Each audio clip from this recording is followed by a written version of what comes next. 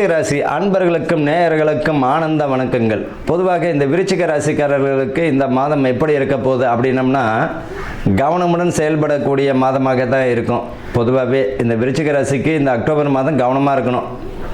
தேவையில்லாத விஷயங்களை தலையிடாதுங்க. உங்களுடைய வேலையை மட்டும் பார்த்தா போதும். குடும்பத்தில் பார்த்திங்கன்னா கொஞ்சம் விட்டு கொடுத்து போகிறது நல்லது. வேலையிலும் விட்டு கொடுத்து போகிறது நல்லது. நண்பர்களிடம் பார்த்திங்கன்னா கூட நட்பு கேடு தரும் என்பது போல் தேவையில்லாத சிநேகிதம் இருந்தால் விட்டுறது நல்லது.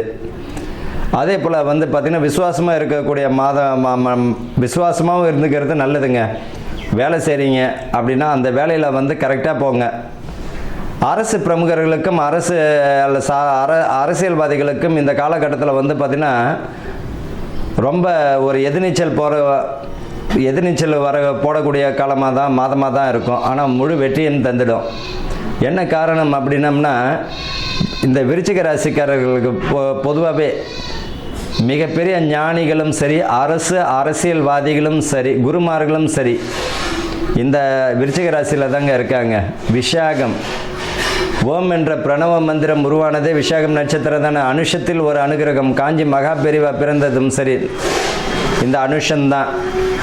அப்போ இந்த கேட்டை நட்சத்திரம் புதன் ஒரு குருமார் தான். அப்போ இந்த ராசியில் பார்த்திங்கன்னா, இந்த விருச்சிக ராசியில் பார்த்திங்கன்னா ஒரு நல்ல ஒரு மதிப்பு மரியாதையும் கூடிடும். அப்போனா என்ன செய்யணும் அப்படின்னா, இந்த சில ஆசிரியர்களும் சரி, போதகர்களும் சரி, குருமார்களும் சரி கவனமாக இருக்கணும். உங்கள் வேலையை நீங்கள் பாருங்கள். தேவையில்லாத விஷயங்களை தலையிட்டுனா வெளிச்சம் போட்டு காமிச்சிடுவார்.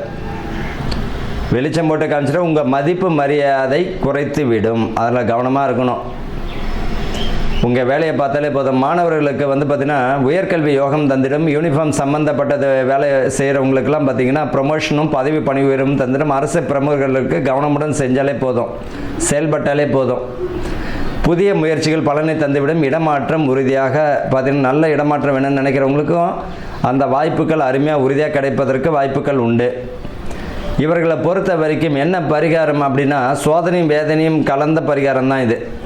அப்போ என்ன செய்யணும் அப்படின்னா, கவனமுடன் செயல்பட்டாலே போதும். இவர்களை பொறுத்த வரைக்கும் வில்வ மரம் எங்கேயாவது பார்த்திங்கன்னா, அந்த கார்டனில் பார்த்திங்கன்னா வில்வங்கன்று ஒன்று வாங்கி பார்த்திங்கன்னா யாருக்கும் பாதிப்பு இல்லாத கோயில்களோ ஆறோ எங்கேயாவது நடும்பொழுதும் சரி. வேப்ப மரத்தையும் நடும்பொழுது இவர்களுக்குள்ளேயே அந்த சனி கர்ம தோஷம் இருந்தாலும் விலகிவிடும். வாழ்க வளமுடன்.